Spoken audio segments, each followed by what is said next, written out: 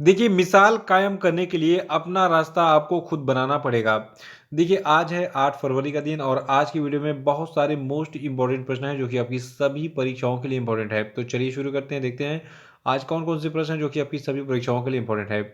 देखिए एक इन्फॉर्मेशन दे दूँ वीडियो शुरू करने से पहले। देखिए, आज की जो वीडियो की पीडीएफ है, इसके लिंक वीडियो के डिस्क्रिप्शन बॉक्स में और हमारे टेलीग्राम चैनल पे मिल जाएगी। वहाँ पे क्लिक करके आप इसको डाउनलोड कर सकते हैं। और देखिए, जो लोग नए हैं वो चैनल को सब्सक्राइब जरूर कर लेंगे, साथ में बेल आइकन प्रेस करके वीडियो को लाइक और शेयर भी कर देंगे। तो चलिए शुरू करते हैं आज का वीडियो। देखिए, आज का हमारा पहला प्रश्न है कि हाल ही में किस कंपनी ने हैवी ड्यूटी ट्रकों के लिए भारत की पहली हाइड्रोजन संचालित तकनीकी लॉन्च की है। तो देखिए, जितने भी हैवी ड्यूटी ट्रक होते हैं, बड़े बड़े ट्रक होते हैं, उन सभी के लिए भारत की जो पहली हाइड्रोजन संचालित तकनीकी है, इसको रिलायंस ग्रुप ने लॉन्च किया है। आइए पूरी खबर को थोड़ा सा डिटेल में देखते हैं कि क्या क्या फैक्ट है इसमें। देखिए, जो रिलायंस इंडस्ट्री लिमिटेड है, इसने अपने भागीदार यानी कि अपने पार्टनर अशोक लेलैंड के साथ मिलकर बेंगलुरु में भारत ऊर्जा सप्ताह में भारत के पहले हाइड्रोजन आंतरिक दहन इंजन प्रौद्योगिकी तकनीकी को लॉन्च किया है, जिसका उपयोग हैवी ड्यूटी ट्रकों में किया जाएगा। और इसका अनावरण पीएम मोदी के द्वारा हाल ही में किया गया। आपको बता दें कि हैवी ड्यूटी ट्रकों के कमर्शियल लॉन्च से पहले रिलायंस अपने कैप्टिव फ्लीट में बड़े पैमाने पर H2ICE तकनीकी यानी कि हाइड्रोजन आंतरिक दहन इंजन तकनीकी की टेस्टिंग जो है करेगा। और देखिए, जो ग्रीन हाइड्रोजन होता है, ये नवीकरणीय ऊर्जा यानी कि रीन्यूएबल एनर्जी या फिर लो कार्बन इमिशन से उत्पन्न हाइड्रोजन होता है और ये ईंधन का सबसे स्वच्छ रूप होता है। कैसे होता है? देखिए, अगर हाइड्रोजन से चलने वाले वाहन लॉन्च कर दिए जाएं और हाइड्रोजन फ्यूल का ही इस्तेमाल पूरी तरीके से होने लगे, तो होगा क्या? अगर कोई भी गाड़ी है तो देखिए, उसमें अगर हाइड्रोजन फ्यूल डालेंगे तो उसका बाई प्रोडक्ट क्या निकलेगा? H2O निकलेगा, यानी कि पानी निकलेगा। यानी कि हाइड्रोजन जो है ऑक्सीजन से क्रिया करेगा और पानी बना के जो है साइलेंसर से निकलेगा। तो ये फ़ायदा होगा, कार्बन का एमिशन कम होगा और पॉल्यूशन भी कंट्रोल में आ जाएगा। दूसरा प्रश्न है कि ग्रीन बॉन्ड लॉन्च करने वाला भारत का पहला नागरिक निकाय कौन बन गया है? तो देखिए, आपको बता दें कि भारत का पहला नागरिक निकाय बन गया है इंदौर म्यूनिसिपल कॉरपोरेशन, जिसने ग्रीन बॉन्ड लॉन्च किया है। देखिए, इंदौर नगर निगम द्वारा संचालित जल पंपिंग स्टेशन पर 60 मेगावाट के सौर संयंत्र के लिए 244 करोड़ रुपए जुटाने की मांग करते हुए ग्रीन बॉन्ड लॉन्च करने वाला ये देश का पहला नागरिक निकाय बन गया है।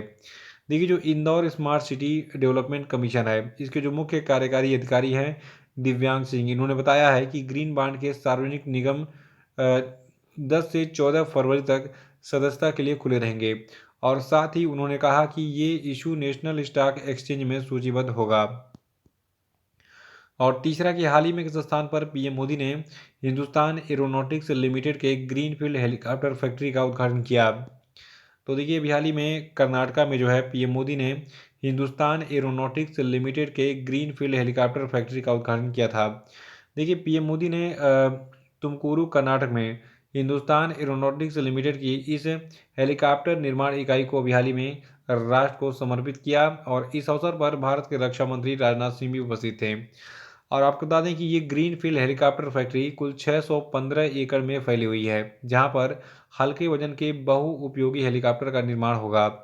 और देखिए, प्रधानमंत्री मोदी ने वर्ष 2016 में इसकी आधारशिला रखी थी।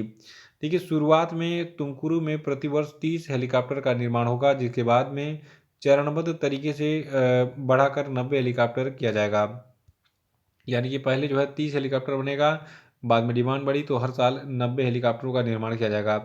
देखिए, एक हेलीकॉप्टर बनाने में बहुत समय लगता है, तो 90 हेलीकॉप्टर बन रहा है, बहुत बड़ी चीज़ है।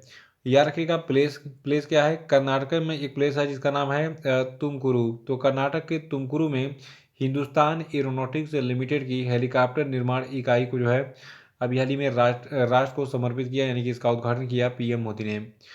और चौथा है कि हाल ही में किस केंद्रीय मंत्री ने युवाओं के लिए युवा संगम पोर्टल लॉन्च किया? तो देखिए, युवा संगम पोर्टल को धर्मेंद्र प्रधान ने लॉन्च किया है। देखिए, युवा संगम पोर्टल जो है ये उत्तर पूर्वी राज्यों के यानी कि नॉर्थ ईस्ट के छात्रों और आप कैंपस के युवाओं को अन्य राज्यों के युवाओं के साथ एक्सपोजर टू टूर आयोजित करने पर ध्यान केंद्रित करेगा। और ये जो है पर्यटन, परंपरा, प्रगति और परस्पर संपर्क के 4 व्यापक क्षेत्रों के तहत विभिन्न पहलुओं का एक व्यापक बहुआयामी अनुभव प्रदान करेगा। और ये अनूठी पहल युवा संगम अमृतकाल में भारत की भावना को और मजबूत करेगा। पांचवा प्रश्न है कि ऑस्ट्रेलिया के किस क्रिकेटर ने हाल ही में इंटरनेशनल क्रिकेट से संन्यास ले लिया। देखिए एरन फिंच, ठीक है, एरन फिंच एक ऑस्ट्रेलियन क्रिकेटर थे और इंटरनेशनल क्रिकेट को इन्होंने अलविदा कह दिया है। आइए इनके बारे में थोड़ा सा इनका करियर देख लेते हैं कैसा रहा। देखिए ऑस्ट्रेलियाई क्रिकेटर एरन फिंच ने 36 साल की उम्र में इंटरनेशनल क्रिकेट से संन्यास लिया है और ये ऑस्ट्रेलिया के सबसे लंबे समय तक T20 इंटरनेशनल कप्तान रहे थे। और जो आपके एरन फिंच हैं इन्होंने 5 टेस्ट मैच, 146 वनडे और 103 T20 इंटरनेशनल मैचों में ऑस्ट्रेलिया का लीडरशिप किया था और इन्होंने इंटरनेशनल क्रिकेट में कुल 8,804 रन बनाए थे।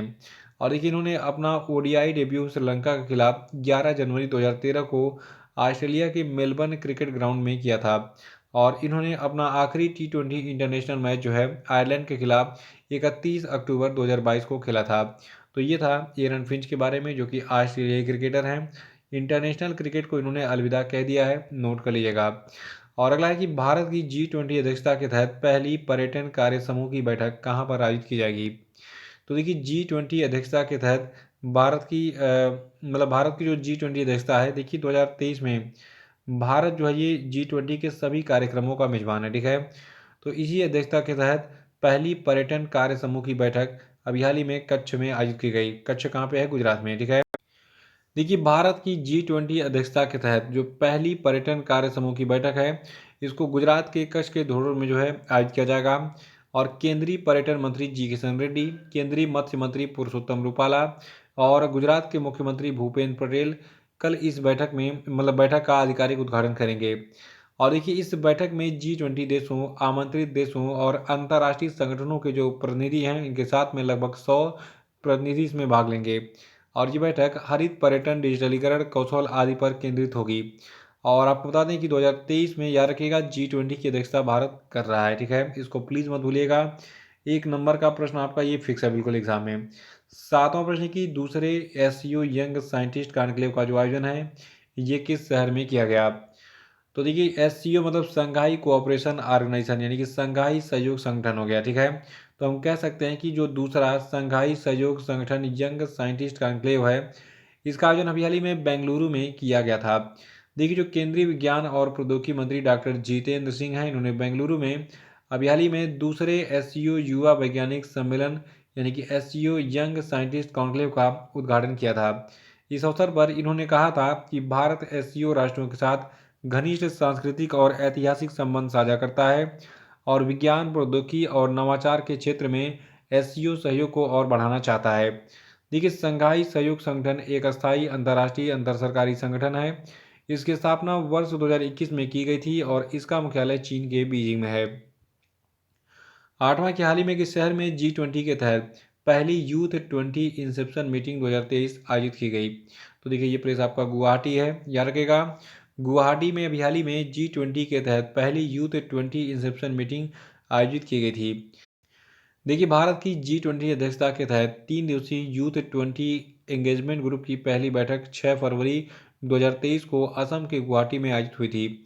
इस कार्यक्रम में केंद्रीय युवा मामले और खेल मामलों के मंत्री अनुराग ठाकुर ने Y20 प्रतिनिधियों के साथ युवा संवाद आयोजित किया था और इस बैठक में 12,000 से अधिक कॉलेज और विश्वविद्यालय के छात्रों ने भाग लिया था। और नवा प्रश्न है कि याया तोसो झील जो है ये किस राज्य का पहला जैव विविधता विरासत स्थल घोषित किया गया हाल ही में। तो आपको पता ना हो जाए कि जो आपका याया सो झील है कुछ इस प्रकार से दिखता है। ये झील ये लद्दाख में स्थित है और ये लद्दाख का पहला जैव विविधता विरासत स्थल घोषित किया गया हाल ही में। देखिए अभी हाल ही में याया सो झील को चुमाथांग गांव की पंचायत जैव विविधता प्रबंधन समिति ने सिक्योर हिमालय परियोजना के साथ मिलकर जैव विविधता अधिनियम के तहत लद्दाख का पहला जैव विविधता विरासत स्थल घोषित किया है। तो याद रखेगा कि याया सो झील जो है ये आपका लद्दाख में स्थित है और इसको लद्दाख का पहला जैव विविधता विरासत स्थल घोषित किया गया है। और 10वां कि हाल ही में किस भारतीय मूल की महिला को हार्वर्ड लॉ रिव्यू का अध्यक्ष चुना गया। तो देखिए ये भारतीय मूल की महिला हैं अप्सरा अय्यर, फोटो इनकी दिख रही है यहाँ पे। अप्सरा अय्यर को याद रखेगा हार्वर्ड लॉ रिव्यू का अध्यक्ष चुना गया हाल ही में। देखिए जो हार्वर्ड लॉ स्कूल है इसके अंतर्गत संचालित होने वाली जो लॉ रिव्यू है ये एक ऐसी संस्था है जो कि विधिक क्षेत्र में प्रकाशित होने वाले जर्नल के लेखों की समीक्षा और चयन का काम करती है। और इसकी जो स्थापना है साल 1887 में हुई थी। देखिए अप्सरा अय्यर को हार्वर्ड लॉ रिव्यू का 137वां अध्यक्ष चुना गया है क्रम से, इसको जरूर नोट कर लीजिएगा। और अब हम बात करेंगे आज के सभी क्वेश्चन ऑफ डे पे। इससे पहले बता दूं देखिए वार्षिकांक का जो पीडीएफ है ठीक है, तो वार्षिकांक का पीडीएफ जो है इसके लिंक डिस्क्रिप्शन बॉक्स में दी गई है, वहाँ पे क्लिक करके आप इसको डाउनलोड कर लीजिएगा। और देखिए इसके लिंक बार बार आप पूछते रहते हैं, व्हाट्सएप पे मुझे लिंक देना पड़ता है। खैर कोई दिक्कत नहीं है, अगर वहाँ पे अगर आप नहीं समझ पा रहे हैं तो आप मुझे व्हाट्सएप पे मैसेज कीजिए मेरे नंबर पे। नंबर हमारा है, आप केवल इस पे जो है मैसेज कीजिए ठीक है, कॉल मत कीजिएगा क्योंकि मैं थोड़ा सा बिजी रहता हूँ, कॉल उठा नहीं पाता हूँ। मैसेज करेंगे मैं आपको अब उसका 10 से 15-20 मिनट में रिप्लाई कर दूंगा ठीक है। तो इस पर मैसेज आप करेंगे, मैं आपको लिंक दे दूंगा, लिंक पे क्लिक करके आप उसको डाउनलोड कर लीजिएगा ठीक है। देखिए आज का पहला क्वेश्चन आपका प्रश्न आपके लिए है कि कौन सा देश हाल ही में अंतर्राष्ट्रीय सौर गठबंधन का पूर्ण सदस्य बन गया, बताइए। देखिए रिसेंटली 2 देश जो है अभी बने हैं इंटरनेशनल सोलर अलायंस के मेंबर ठीक है। अगला है कि हाल ही में किसने यात्रियों के लिए व्हाट्सएप फूड डिलीवरी सुविधा शुरू की, बताइए। और सरस आजीविका मेला जो है ये किस राज्य में अभी हाल ही में शुरू हुआ है पहली बार, यानी कि किस राज्य में पहली बार सरस आजीविका मेला का आयोजन किया गया हाल ही में, बताइए। और हाल ही में उत्तर प्रदेश की किस शहर में VFS ग्लोबल वीजा एप्लीकेशन केंद्र शुरू किया गया, बताइए। और वाणी जयराम का निधन हाल ही में हो गया, ये किस क्षेत्र की प्रसिद्ध शख्सियत थी, बताइए। और अब हम बात करेंगे कल के पूछे गए सभी क्वेश्चन पेपर के क्षेत्रों की। कल का पहला प्रश्न था कि 2027 के फुटबॉल एशियाई कप का मेजबान कौन है, तो देखिए इसका मेजबान सऊदी अरब है ठीक है, यानी कि सऊदी अरब 2027 के फुटबॉल एशियाई कप की मेजबानी करेगा। और देखिए पाकिस्तान के पूर्व राष्ट्रपति परवेज मुशर्रफ का निधन हो गया है। विश्व कैंसर दिवस को 4 फरवरी को हम मनाते हैं। और पतंजलि फूड्स लिमिटेड ने पाम ऑयल की खेती और प्रसंस्करण के लिए नागालैंड सरकार के साथ समझौता किया है। और 2023 के लिए भारत का हज कोटा कुल 1,75,025 निर्धारित किया गया है। तो इसी के साथ आज का वीडियो समाप्त होता है। जय हिंद।